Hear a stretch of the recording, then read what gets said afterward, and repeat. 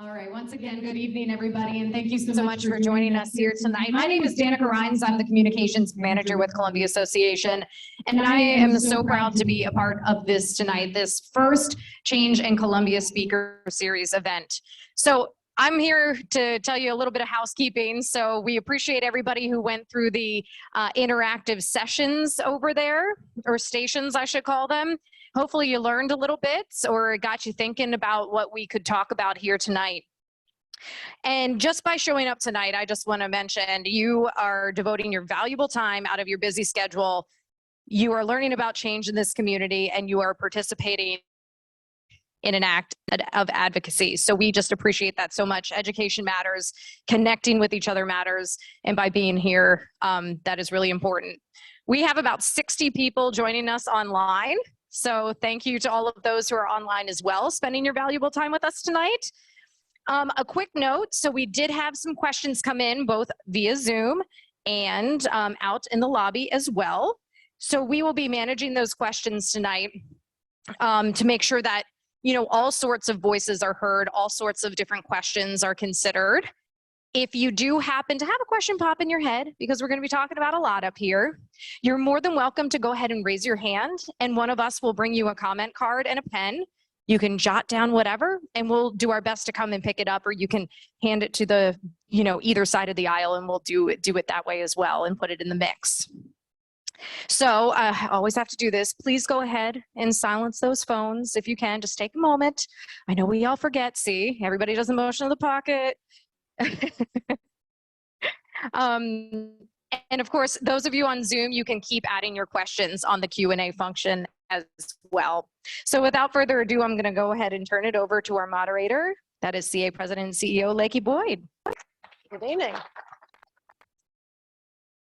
So I'll test and make sure everybody can hear me okay. Yes, I'm getting thumbs up in the back. Perfect. So as Danica said, I'm Lakey Boyd, President and CEO of Columbia Association. And I wanted to take a few minutes as we get started to first talk about our Change in Columbia series as a whole and a bit more about why we're doing it before we get to our panelists. As many people here know, and perhaps online as well, Columbia was created and planned on purpose. Very profoundly progressive principles, very innovative. And that took a lot of collaboration and in some cases even courage. And that's really what we still have to do today in terms of our role in shepherding Columbia forward. So I hope that you're seeing that CA's team is being intentional about showing up differently in the community and for the community. And this is an example of that kind of work here tonight. So coming together, as Danica just mentioned, even taking that step is still a step towards positive change for Columbia. I also do want to note that while we are doing this as a different kind of speaker series, we at least want to give an absolute note of recognition to the late Jane Demner and her legacy at CA, who started the first speaker series in 2010. So a little context. I like quotes. I use them a lot. Generally, people have said something profound, you know, well before I had the thought. So I would reference this evening a Greek philosopher. You might have heard this. The only constant in life is change. And that resonates with me, my lived experience, right? So personally, in my background adapting to change, professionally, I've done community and economic development. My background's in city planning. And how I explain that to kind of regular folks outside of the two experts we have up here is you really try to understand what forces shape community, shape human behavior, how that manifests physically, and how do we ensure that we're engaging everyone in the community for their voices to be heard to shape our shared future. It's not a future for one segment of the community or another, it's really for us all. So in thinking about that, when we talk about change, the question really becomes not if there's going to be change, because change is the only constant, it's really how we engage with it. Are we finding a way to engage in a positive, constructive way to ensure that the impacts are beneficial to everyone in the community, that we're having the type of change that we want to have? So Columbia was founded 55 years ago. This summer is our birthday. And to give some context, because change can be so personal, it can often be a little hard to separate out how much has changed in a day-to-day way in your own personal life.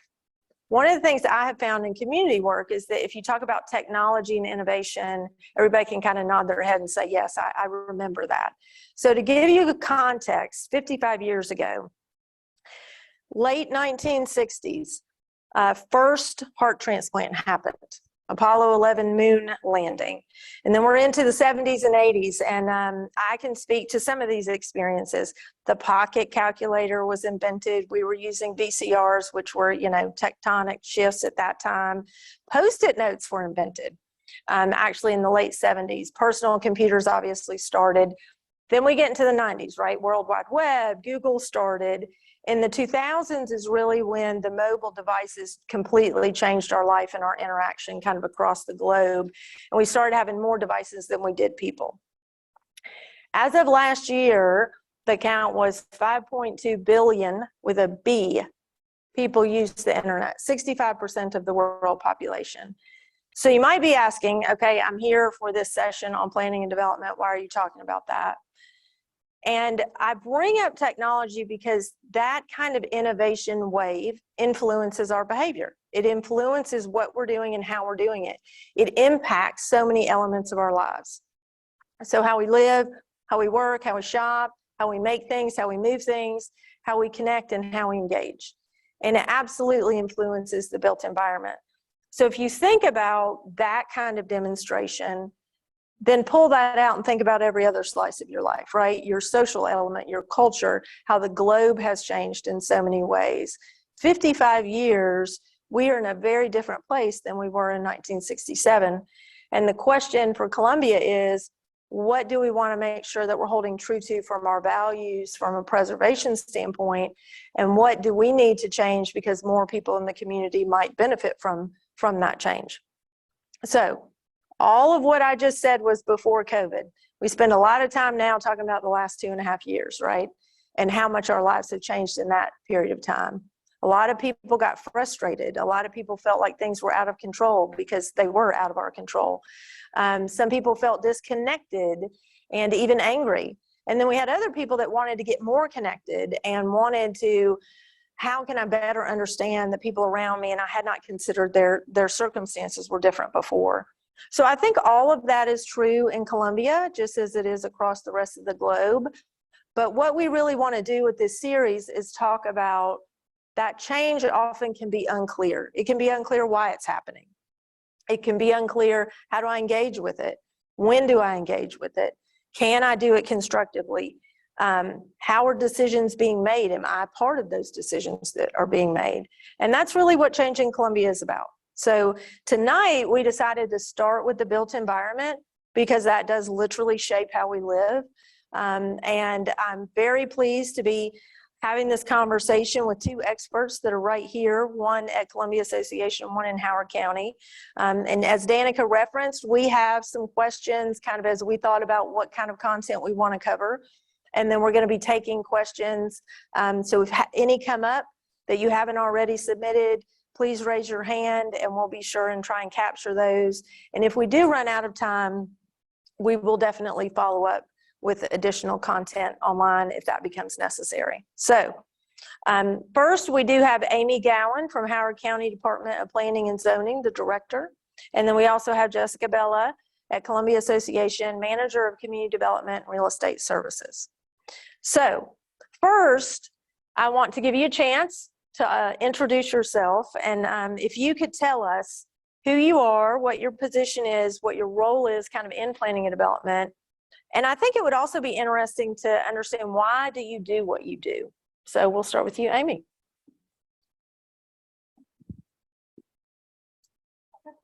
Can everyone hear me? Yes. Lots of thumbs. Well, thank you. That was a very interesting and thought-provoking introduction that you gave. I'm Amy Gowan. I'm the Director for Planning and Zoning. And we are the county's department We have I have about 55 employees on my staff, and we do a combination of long-range community planning, like those lovely posters on HOCO design that you saw outside tonight. And we have we do that countywide and specifically for different communities. And we have a resource conservation division within my department where we do historic preservation, agricultural preservation, and some environmental preservation programs. The county also has an entire sustainability office that does policy level work, but we do some of it in our shop. And then the rest of my department is really focused on review of development plans that come in. So anybody who's developing in Howard County has to come through my shop. We review their development plans for conformance with the subdivision regulations, the zoning regulations, and we have expert engineers on traffic and stormwater management.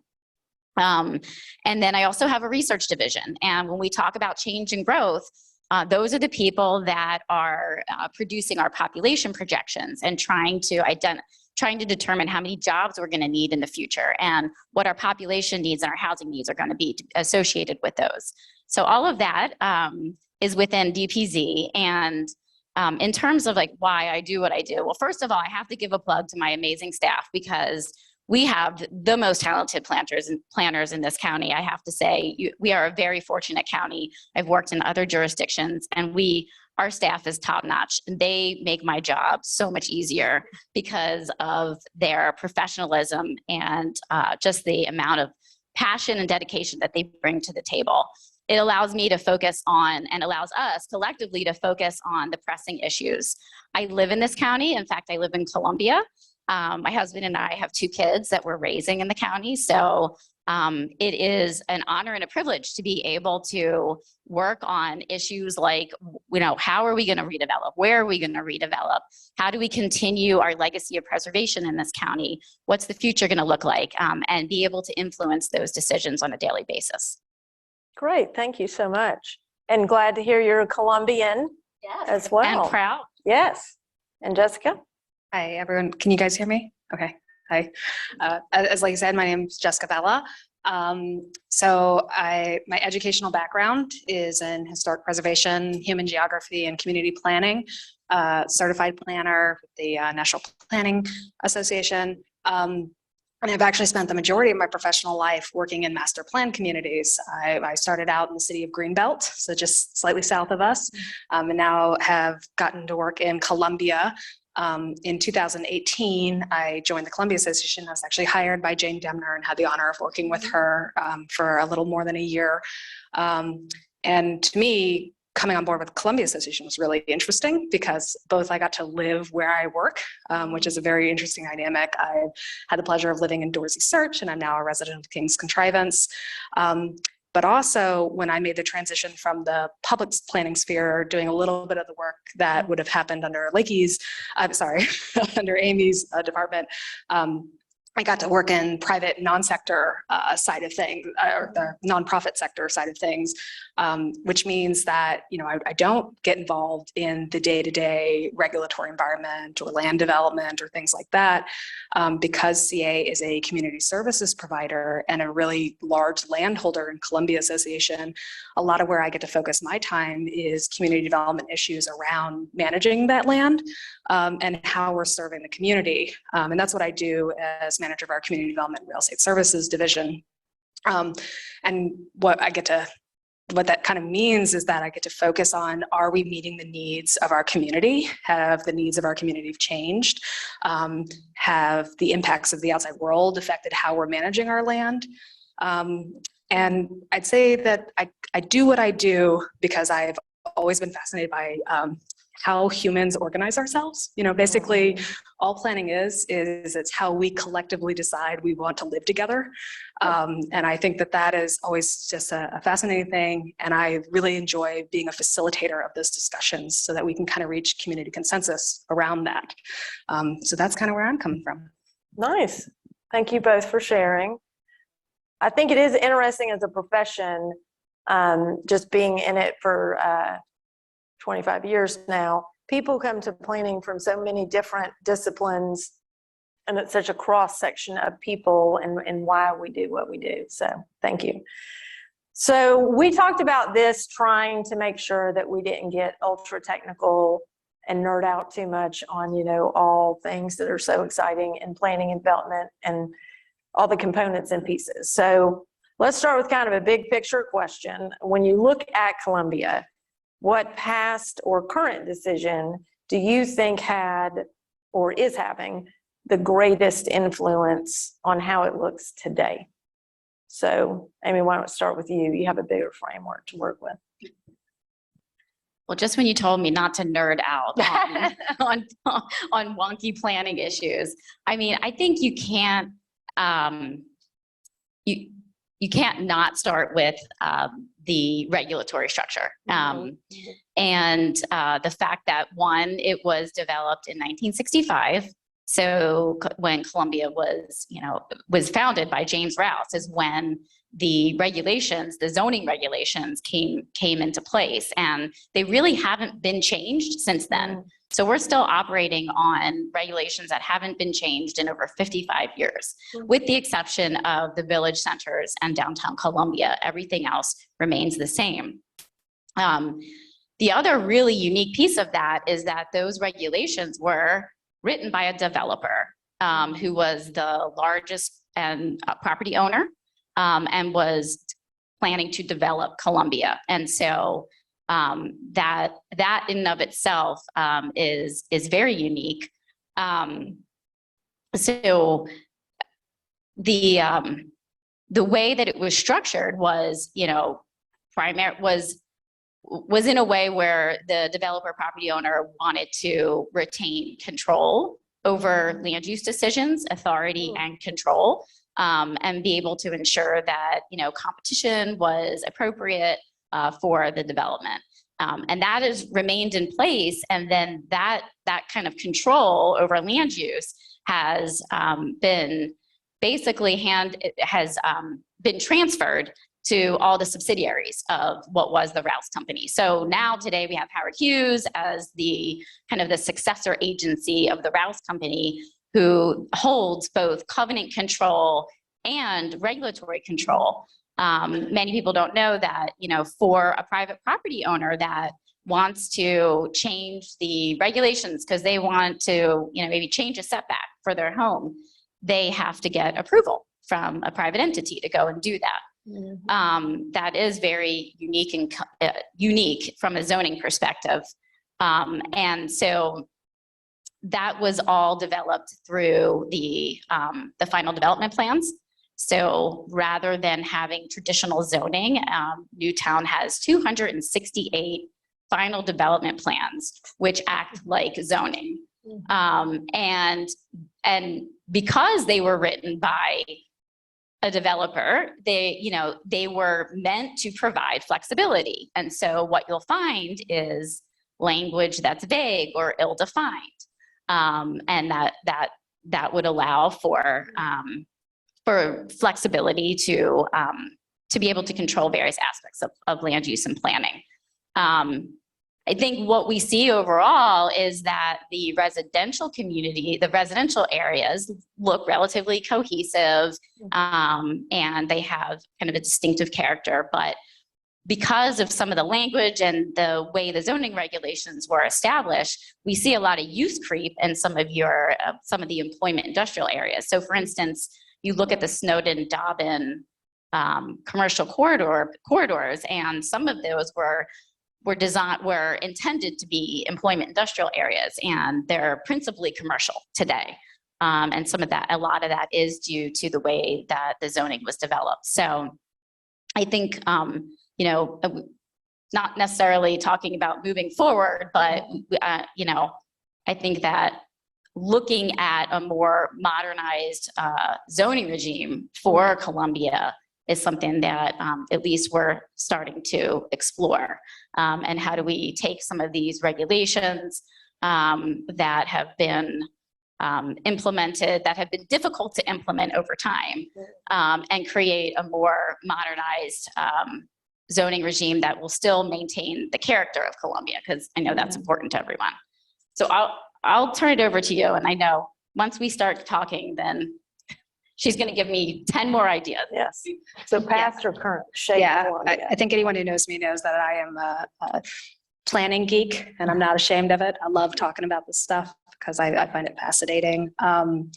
So when we were thinking about this question, I started thinking about, I'm a transplant to Columbia. I moved here when I met my husband, which was fascinating for me because I'd studied Columbia in school. So I knew all the the important thematic things from planning and the perspective. And then I actually moved here and I was like, I can't find anything. Like everything's hidden. All the roads are circular. Why am I going like all 4 points of the compass when I'm trying to go north? And it was one of those where it was like the lived reality versus the planning themes that built Columbia. So when I think about Columbia and what influenced it, I think a lot about what I know from my educational background of it reflects what was in vogue in the 60s. So it's like the planning ideas and best practices that were at the forefront or innovative or new. That's what the developer was writing in their regulations, and that's what they were actually designing. And that's what we experience in Columbia now when we take our very curved roads and our cul-de-sacs and we travel our interior insular pathway system where everyone's home backs up on the open space network. And we have this like very separated transportation system of like, you'll be in your car on the road network and then you'll walk and you'll bike on the pathways, and they may not all get you exactly where you want to go via that same mode. Those are all reflective of those developer decisions. And kind of talking to Amy's point is, I have spent a lot of time reading the FDPs and going into the archives and reading the memos and understanding the planning context. And a lot of it didn't get codified. So it was so self-evident to the people who were designing Columbia that they didn't think to like write it down explicitly. They were like, this one sentence will suffice to cover what we would now like craft an entire chapter about, making sure that we are explicit and explaining what we're trying to capture with those elements. And everything I described that the developer was doing, those are choices. And so there's like, it's why when you're driving through Columbia today, you can kind of feel what was built in the 60s, what was built in the 70s, and then like what was built in the 80s and the 90s. You're seeing things that look slightly different, and it's because what was in vogue was changing over time. And it wasn't because it wasn't part of the regulatory system of what you can or can't do, or being explicit in what we were trying to achieve. It left a lot of room open for developers to kind of do what they wanted to do. So that's kind of, when I look at Columbia and I kind of apply my history to it, that's what I see. And that's what I think is most impacting us today. So I will say, I took a little note when Amy was writing, because for me, when I look at the final development plans, and I've read hundreds of them at this point, I can start telling who wrote which one. Like I can tell there's different writers, and based on like the language choices they use and where they put their commas. And what's fascinating when you're applying a technical background to that, they have different meanings. So it's the same words in the sentence, but what they emphasize legally carries different weight, and it will actually result in different outcomes based on how you apply legal interpretation to them, which is like fascinating to me, and also like explains a lot of why there's confusion. So that was kind of, as you were talking, that's what I was thinking about as I read through final development plans. You know what I was thinking about was when you made the comment about, not being able to find your way. So, I mean, I moved here like 8 years ago or so, and I think about your comments on change. And I'm like, if I had moved here in the 90s, I wouldn't be able to get anywhere. Right. I mean, if you didn't have Google Maps, if I didn't have a Google Map, I wouldn't be able to get anywhere. Yes. No, and I appreciate your points. I mean, I think it speaks to the fact that, the FDPs and the zoning regime worked when you had one developer who knew what they wanted to do. But now you have multiple developers, all these different property owners, and you don't have that, they all want to do something individual, but now you have these zoning regulations that have vague language and flexibility. And so it's hard to implement what was intended when someone will point to a regulation and say, well, no, it doesn't say that, it says this. And so therefore I can do it. So I think it just shows that, it worked at the time, when you had that ownership structure, but today it's a different environment that we're operating in and regulating within.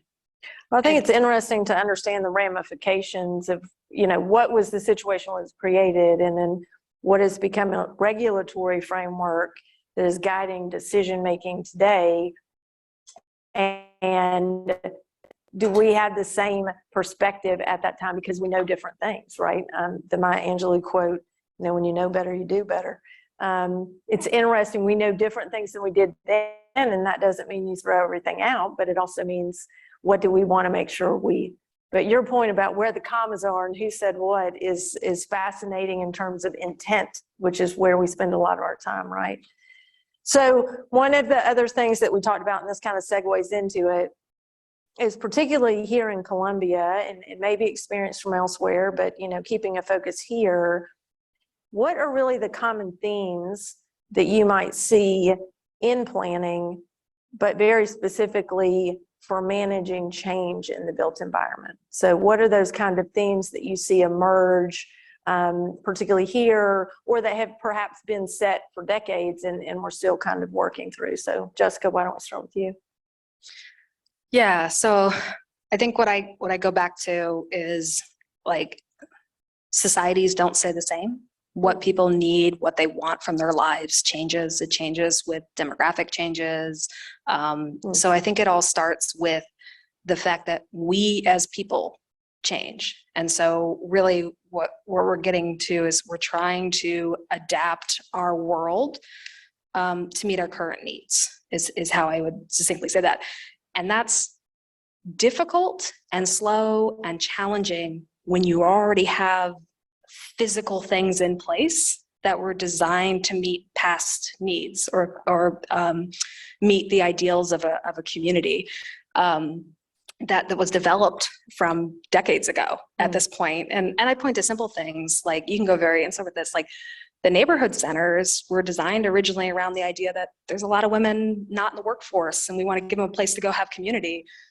That's not really the reality we live in now. And so a lot of them have adapted into daycares, because now we're both working and we got to have a place to put our kids. So it's like those, and if we never adapted or changed the built environment to serve that very local family need, then we wouldn't have been serving the needs of our community. And then you scale that up at every stage, and you're trying to do that on a bigger and bigger scale.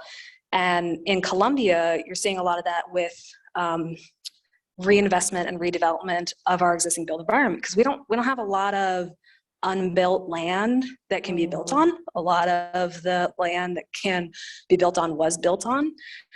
So you're really adapting to meet different ideas of what we want to build.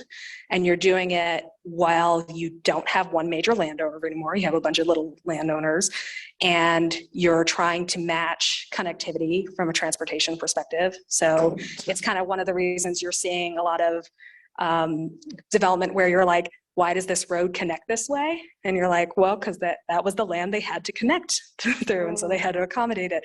And so you don't have this blank slate to work from. There's, and I'll try not to ramble too much because I love talking about this, but there's also it's the challenge of trying to make it fit, but also the opportunity, as you said. So, Columbia, it's lauded in its time for being like, what if we didn't just build over all the streams? What if we tried not to do that? But we also were like, but it's okay if we build within 25 feet of a stream. And now we'd be like, no, you can't go that close to a stream. That's not going to work at all. So we continue to adapt our regulations, but also our ideas of where we build to meet more and more knowledge. And for redevelopment in Columbia, you're starting to look at how can you reuse land to improve things? How can we do better stormwater management? Or how can we make commercial or residential spaces that fit different family dynamics or in our different demographic needs? So that's kind of, I think, the challenge and the opportunity that I see. Yeah. So. Okay, Amy, themes, for managing change. I mean, planning has a big role in that, right? Right. Yeah. Well, and I think that change is uncomfortable. Mm. And there's a lot of people to consider who have a vast array of opinions. And, some people are more involved and more vocal than others. And so one of the big challenges for us is always, how do we bring more people to the table? I mean, Columbia is so diverse. It's one of the things I love about Columbia. It's one of the things that makes it, so fantastic and unique. And so, bringing all the voices to the table is a constant challenge in the planning world, constantly. And, when we're having these conversations, it's tough because we have to keep it at high level here. But, for a lot of people, it might be their first time having a conversation about planning. And so they're new to the topic, and it's intimidating. It's intimidating to walk into that environment and try to participate. So we're always challenged as a planning department to adapt our outreach, our engagement to different communities and to different populations, and to try to cater to their level of knowledge and their experience, and bring it down to earth, and to try to create an approachable, comfortable environment so that we can generate, so that we can plan and consider the needs of diversity of the population here. I think that when we're doing planning, that kind of collaborative problem solving is key, because not only we're planning your community. We're not going to sit in a room and try to decide what's best for everyone. We need to hear from people to understand what it is they want. I often joke that we were doing a update where we did an assessment of our development regulations. We hired a consultant. This was in 2018. And we went to the board of CA and we had some educational sessions. And I think at the time, either the consultant or the director said, what makes Columbia, what do you think makes Columbia unique? And invariably, almost everyone had a different answer, with the exception of open space. Open across the board, everyone said open space. But everyone had a slightly different answer of what makes Columbia unique. So hopefully, if you didn't get a chance on the way in, on the way out, we have some boards out there. We've done a bunch of design sessions for, we're trying to plan for the future of Columbia. What is Columbia going to look like over the next 50 years? We've talked about some of the challenges moving forward, some of the challenges from the past. And so, part of it has been trying to understand from the community, well, what does the community want to see? What are the elements of Columbia that you find special, so that we can try to draft design guidelines and regulations around them so that it can continue to look and feel the same. You might not have to have the same exact regulatory structure in place. We can do something new and modern, but still retain the look and feel, but we need to be able to articulate and understand what that is. So that kind of leads to an obvious question, in both of your roles, which are at different parts, do you see a theme even around misunderstanding, right? Something that you're always explaining, that you're always saying, if someone came in and knew X, it would, enhance ability to engage, or it would help shape us or get to it quicker, so to speak. So anything come to mind of themes about a misunderstanding, or something that, if you could tell everybody here tonight, here's what I really want you to know about planning and development. Sorry, I can tackle that first. Yes. Yeah, so that's part of my day job is kind of helping people understand it and kind of boiling down the technical process. I think from my perspective is that most people are living their lives. Like they're not engaged in this. Like they don't have time for this. It's not something at the forefront until the shovel goes in the ground, like until the construction trucks show up on that site. And then they're like, what's happening over there? And unfortunately, a lot of times those decisions that factored into that shovel hitting the ground or that construction job, those were made not only years ago from permitting, but decades ago.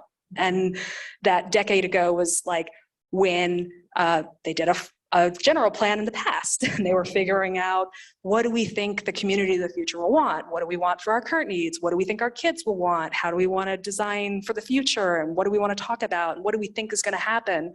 And so, unfortunately, I think a lot of people, they get really heavily involved, or they want to get really heavily involved very late in development stage processes.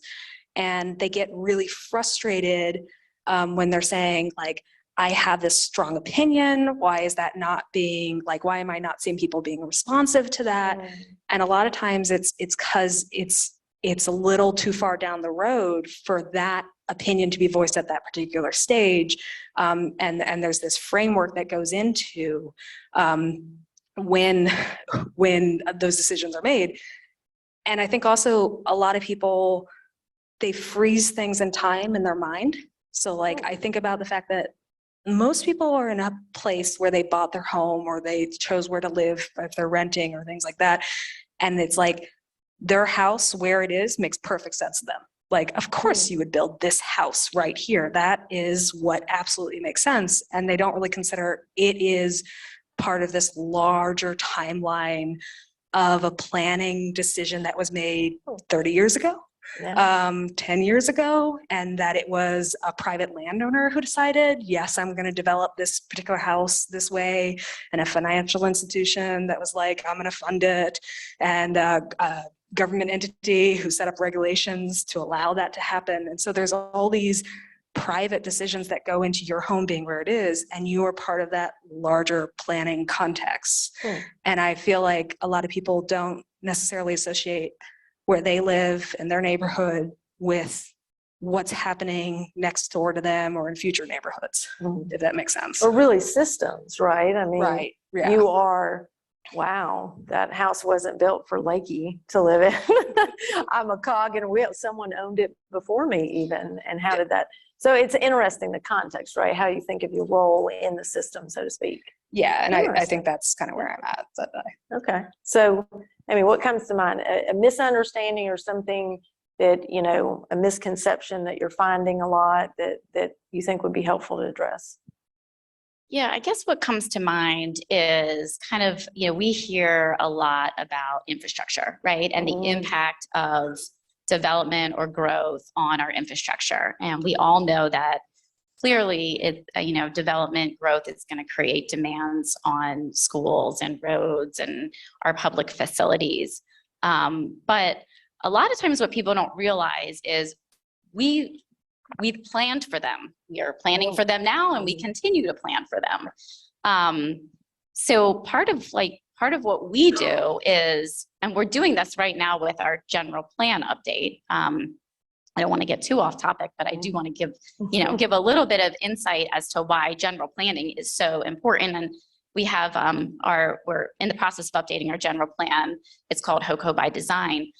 We do it once every 10 years. And we're projecting our population demands over the next 20 years. We're anticipating how many jobs we expect to achieve. We have historically had pretty steady job growth, about 3,000 jobs per year, and we anticipate that we're going to continue that into the future. And so we're planning for that now. And we know that we're going to need housing to house people for those jobs in order to have a healthy housing jobs balance. If we don't do that, then that leads to sprawl and people needing to live in other places and commute into Howard County, and congestion on the roads and greenhouse gas emissions and all of those things. And it also impacts the affordability of housing if we don't have enough. So we're trying to keep this healthy balance alive, right? We don't want to have too much, but we know we need a certain amount for budgetary reasons, frankly. But all that to say is that, like, that's what we're doing. We're planning right now. And then we put tools in, we use data, which is extremely important to inform those decisions. You need to have sound data. And we try to anticipate, well, how many jobs and how many housing units are we going to have over the next 10 to 20 years? And then we provide that data to the school district. We provide that data to the public works departments for the water and sewer planning, for the roads planning. All of that is all built into the county's planning and the county's budget in advance. So you might see a development coming. We already planned for that. We already knew that we were going to have X amount of housing units a year maximum, and we've already given those projections to the agencies that are planning for the infrastructure. So I think there's a little bit of like a misperception about what the actual impacts on infrastructure are of development, and the fact that we are planning for these in advance, and that, you know, there's this balance that needs to be met. It's a very delicate balance because it directly impacts the county's budget. About 90% of our budget is funded through property and income tax. And the income tax is actually very unique to Howard County. We're one of the only jurisdictions, I think, in the state that has the income tax into our general fund. So we have to look closely. We have to model what different growth scenarios are for the county. We do look at what from an expenditure standpoint, like what the impacts are going to be. And we're trying to kind of hit that balance. What's the sweet spot so that we can maintain our quality of life? Because if we're not generating the revenues that we need to generate, then we're not going to be able to maintain the level of service. And we've seen that actually, not necessarily this year. We've been fortunate this year with some external stimulus money and some other various market forces, but the last couple of years we've had to make service cuts. And some of that is probably related to the fact that we have seen a substantial decrease in development over the last probably 3 to 5 years.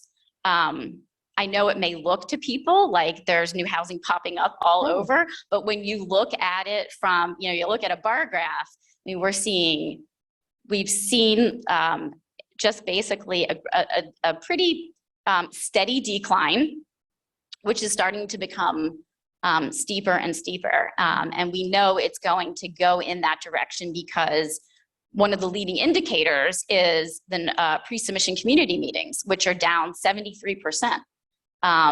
Pre-submission meetings are done before a project enters the pipeline. So if we know that these are projects that are going to come in the next year, maybe be built over the course of the following 3 years, but with a 73% decrease in units and then 50% in projects over the last year or so, that's going to be a pretty significant decrease moving forward. So obviously we need to factor that in, and that will have budgetary decisions. When we look at other development indicators, all of them are on the decline.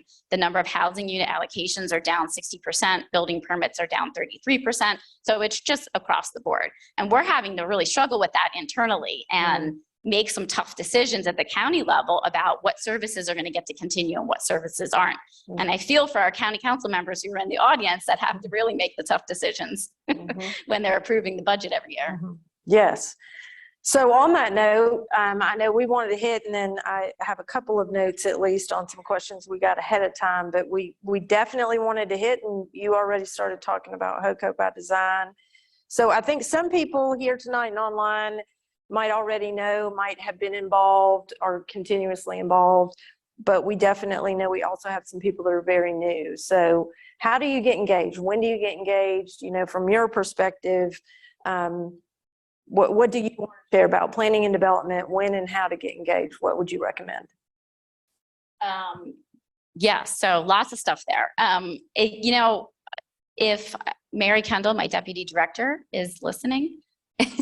Up in the back? Mary, if you could grab the infographic, that would be fantastic, because I'm a very visual person, and if folks can see it, I would love to just speak off of it in terms of kind of how it all works. But while she's doing that, HOCO by design is our general plan update. Like I said, we do this every 10 years. I mean, this is really the big planning that we're doing. So people don't realize how important it is to get involved. And I think I can underscore that point a little bit more with the with the infographic.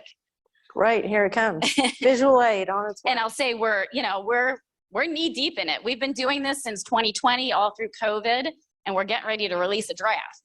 But hopefully folks can see this. Cool, okay. So let me go here. So we're here and we're working on, I'm sorry if I'm blocking. No, you're fine. But we're working towards a new general plan. But what this general plan does is it sets the policy direction for all of these implementing plans, budgetary decisions, and regulations.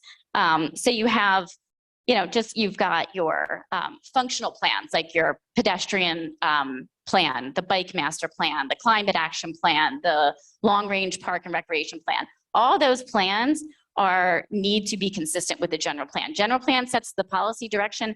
These plans identify more specific actions based on the direction of the general plan. And also oftentimes will identify specific projects in specific areas that should get prioritized for funding. All of that is flowing from the general plan.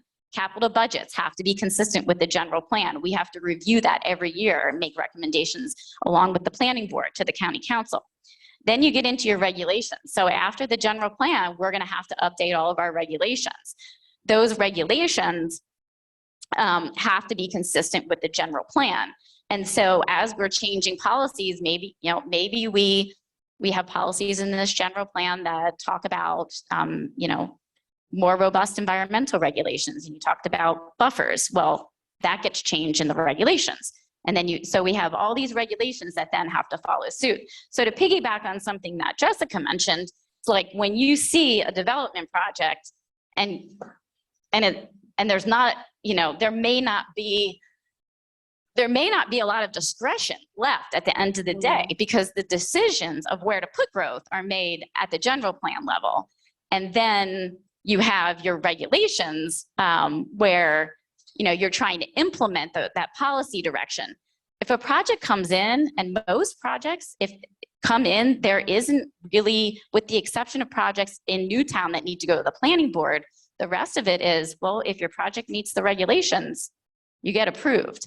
And it might be that, it might be that someone really likes a development or they really don't like a development, but there isn't a lot we can do if they're meeting the regulations. And what we do on my staff is we make sure that they meet the regulations. So we might go back and forth 5 times with the developer over the course of a year to 3 years to make sure they make all the changes so that their plan meets the regulations.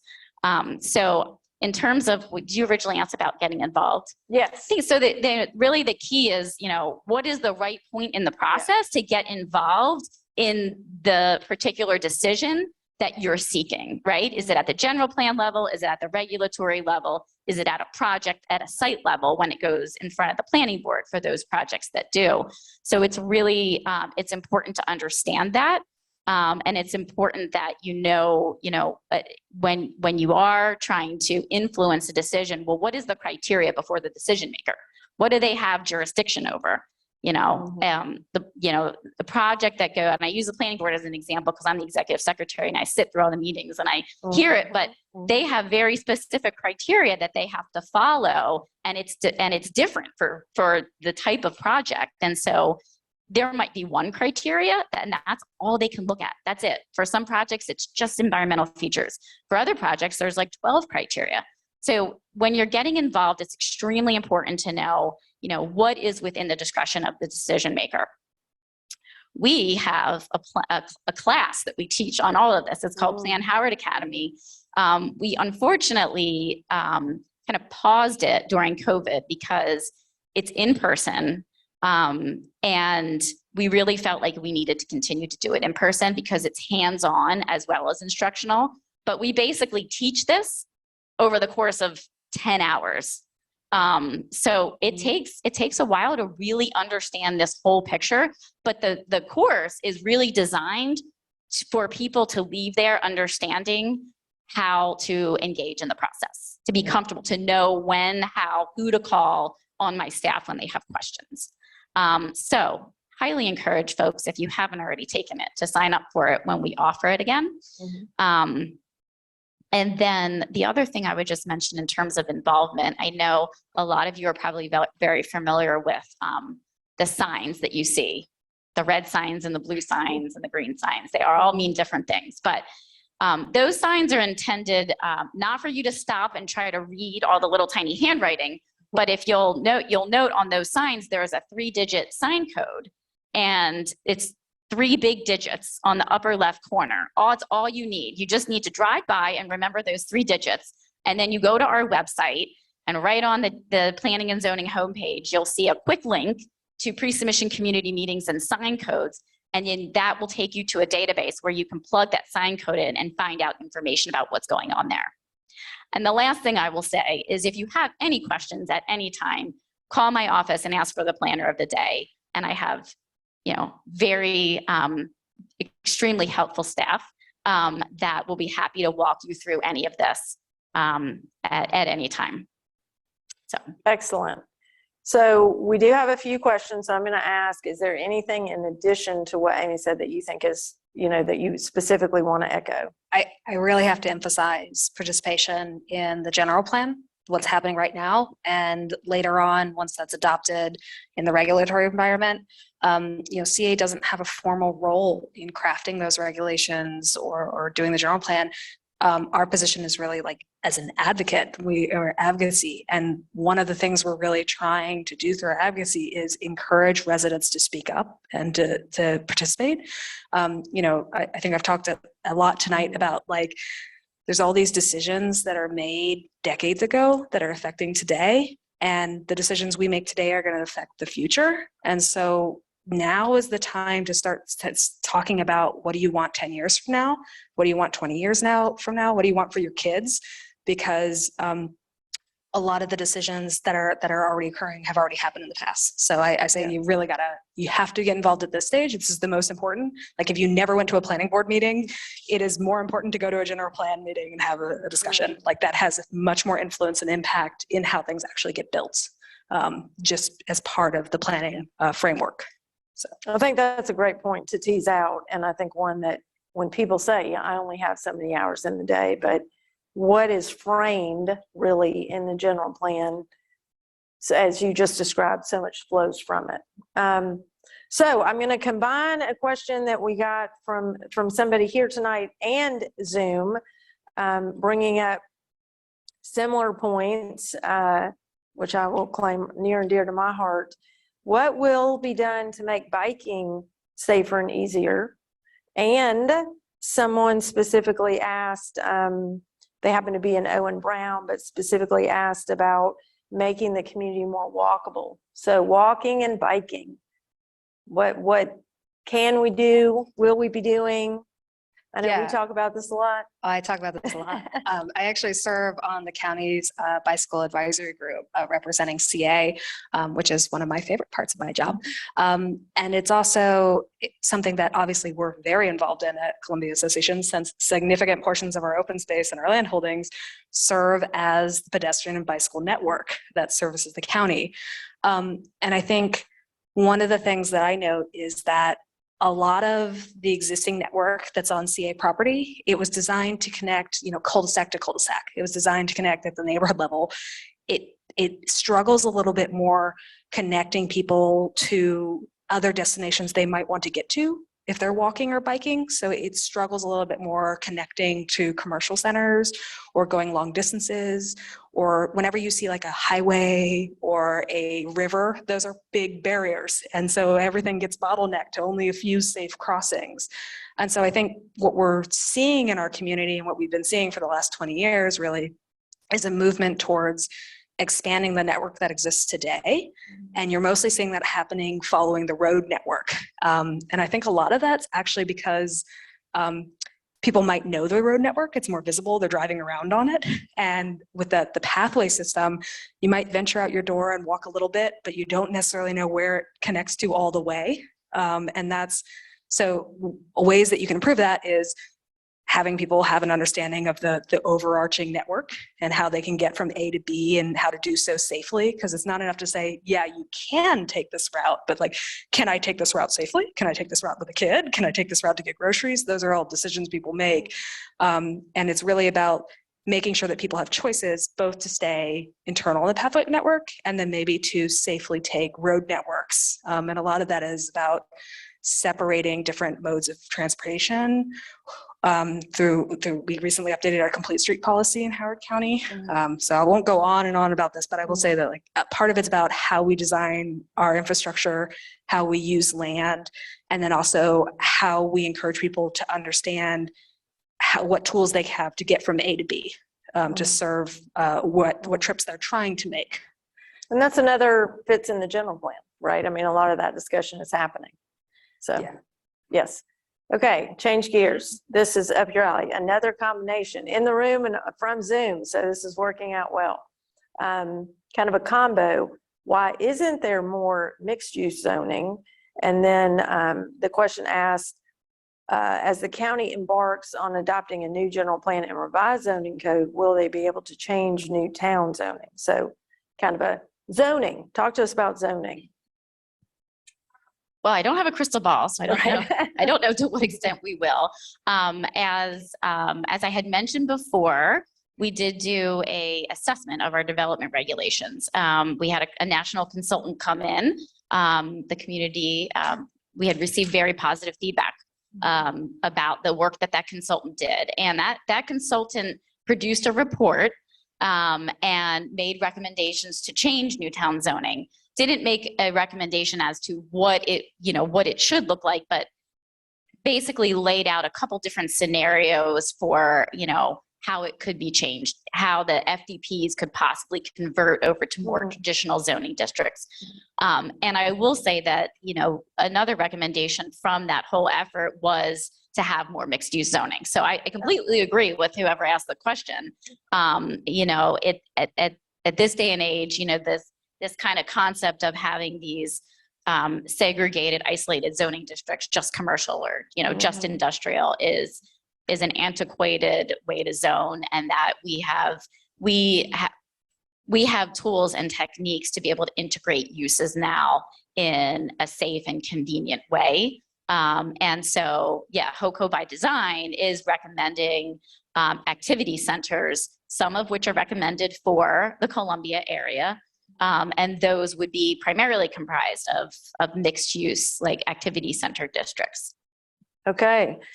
And one more from someone in the room this evening, and probably for both of you. What benefits of development do you think people who are concerned about it might overlook? Things that make you go,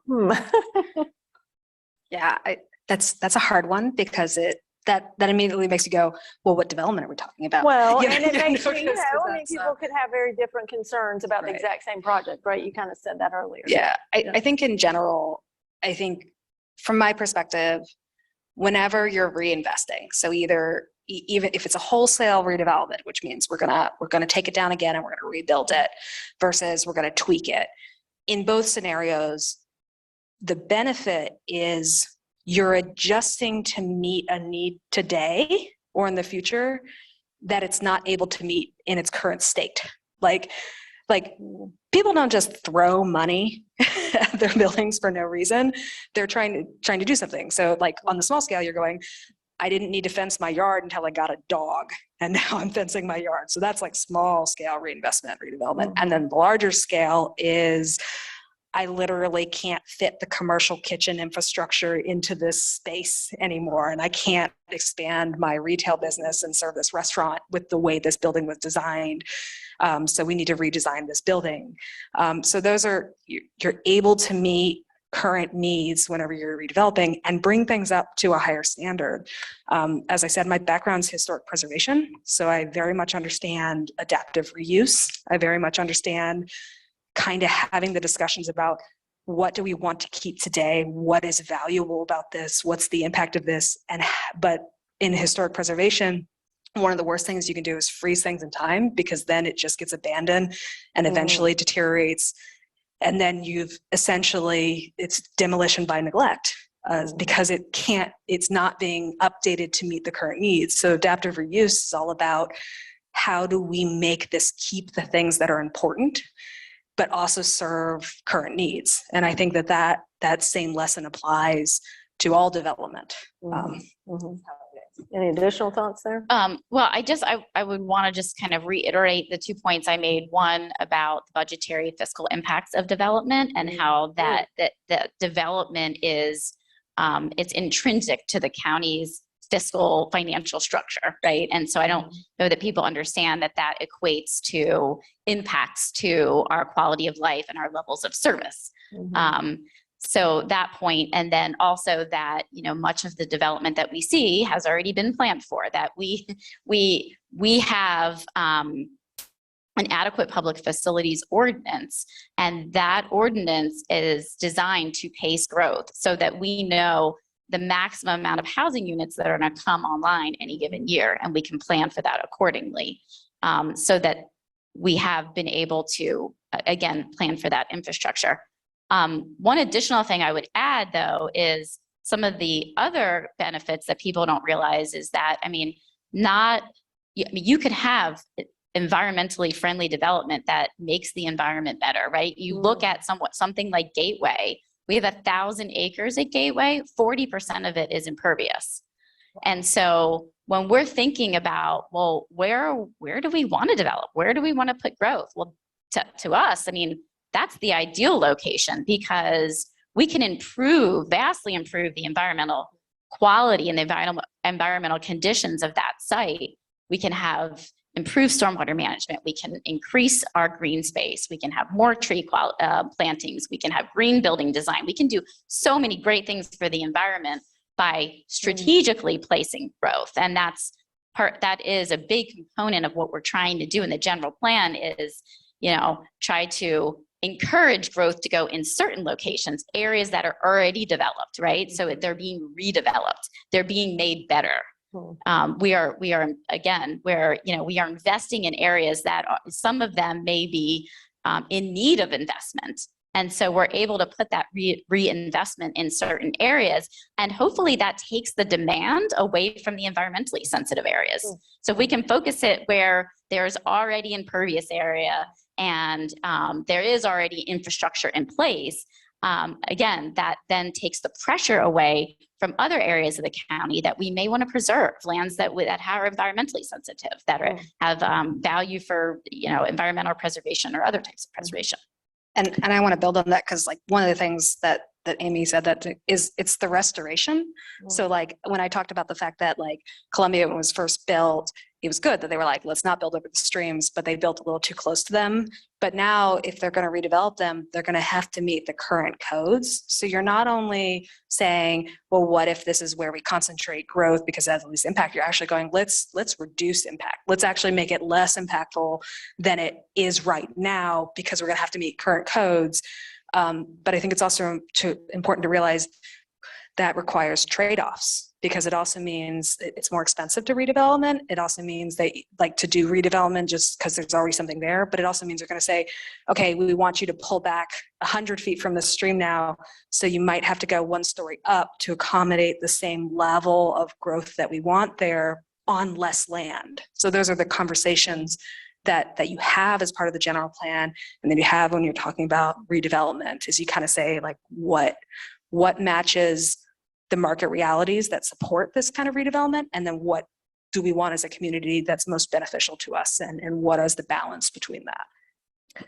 Okay, so we want to stay respectful of people's time, so I'm going to kind of do the closeout question, which is, what are you most excited about that's coming up? One of the things that I hope everybody takes away from this evening is that so much of planning is future facing. It is not a real-time exercise, which can be very strange if you're not used to the process. So I think that's an appropriate closing question. What are you most excited about that's coming up in the future, about Columbia's future? Again, this series, which can have a lot of different themes, we're starting with the built environment, is about change. So what is the change you're excited about, or what is the future in Columbia that you're excited about around planning and development? So you want to start? Okay. Yeah, no problem. So, I think in addition to to looking at the zoning, the Newtown zoning. I mean, I know that is a long overdue endeavor. And so we're going to be looking at that when we do our code rewrite after HOCO by Design is ultimately hopefully adopted. And so I am excited to tackle that. And I'm excited about some of the design work that's been done so far. I encourage everyone to please check it out and provide us your input. Are we getting it right? Are we hitting the mark? So that's one thing. And the other thing with Columbia, and I kind of teased it out a little bit, is Gateway. And so we see Gateway, we're calling it the last frontier for Howard County, right? So we don't really have much room to grow. We have 2% of our land that is undeveloped. The rest of our land is developed or preserved or parkland or open space. So we don't have much left. And so we really are looking at redevelopment opportunities for our growth over the next 20 years. Gateway is a huge opportunity. I talked about the environmental benefits that we see from that, but also we think it has potential to become a regional hub, an innovation, kind of employment, entertainment hub that could complement but not compete with downtown Columbia. So we're going to be, we're kind of visioning that within the general plan. But where we'll start to get into the details of what that will look like, what the mix of uses will be, would be forthcoming in a master planning effort that we're going to do. And that master plan would look at mix of uses, phasing of development, scale, intensity, height, the public realm, the open space network, all of those things. And the other key piece of Gateway is it's so large at 1,000 acres, and we can build infrastructure. We can put schools in there. We can put recreation facilities in there. So it can kind of it will lessen the demand on infrastructure and kind of serve itself. So stay tuned. We are hoping to kick that off early next year. We were funded in the budget to start that. Thank you to the county council and the executive. And so that's probably our next big exciting thing in Columbia. Okay, well, that's pretty big and exciting. So what do you have, Jessica? Well, I think we touched on it very briefly, but so the background of Columbia is obviously private developer wrote it. And so there's these covenants that hang out, both held by commercial entities like the subsidiaries of Rouse Corporation, but also all the village associations for most of the residential land as well as some of the commercial land.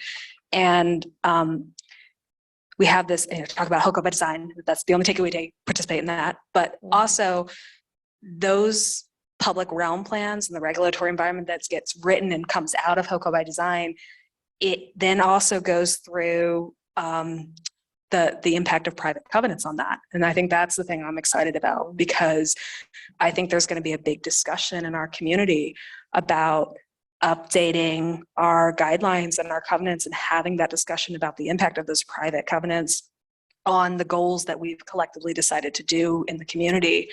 And obviously we could have a whole nother one of these on covenants. Like we could, like that's a whole other topic to cover, but I think that's what I'm really excited about, particularly because I think CA will have a big role in helping convene those discussions. So. Okay, well, thank you. I just want to I know Danica's going to come up and do a little logistical housekeeping close, but I just wanted to say thank you to everybody attending this evening, and thank you to everyone online. As I mentioned at the beginning, we as CA launched this for several reasons, but a big part is what we are hearing back from the community as we do strive and work to engage more directly, and that is really opportunities for education, and combining that with engagement really ultimately leads to empowerment, or reminding people of their own power that you already have.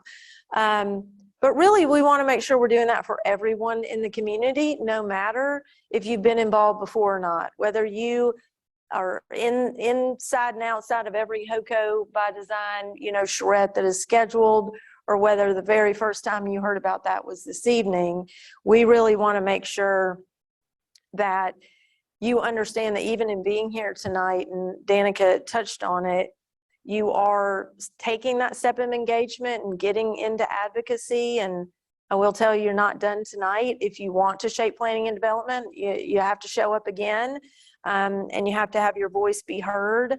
But understanding that process and really starting to dig into it so you can understand, as Amy was saying, where you want to engage because of what it is you might specifically care about.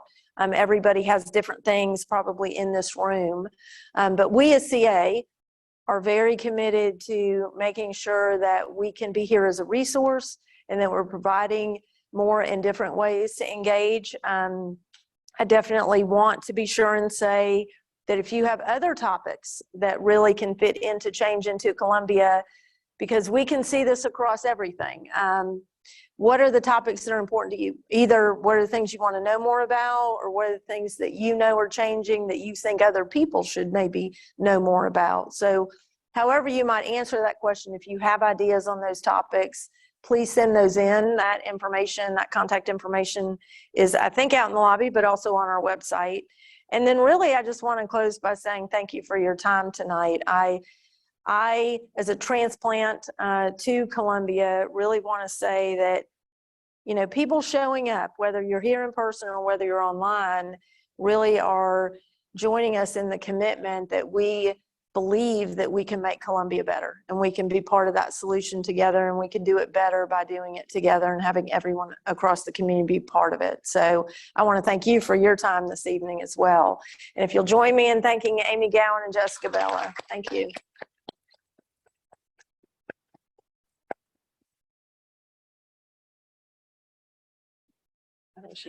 All right.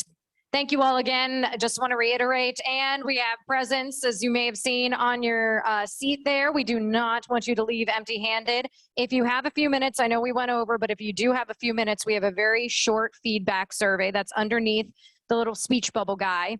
This will allow us to make some improvements for next time. So online folks, we have a link in the chat that is exactly like these questions. So hopefully that will help provide some guidance for the next ones, including what topics you want to see for Change in Columbia. So want to make sure everybody continues to check out columbiaassociation.org/change. columbiaassociation.org/change is where you can find information about the future of the speaker series.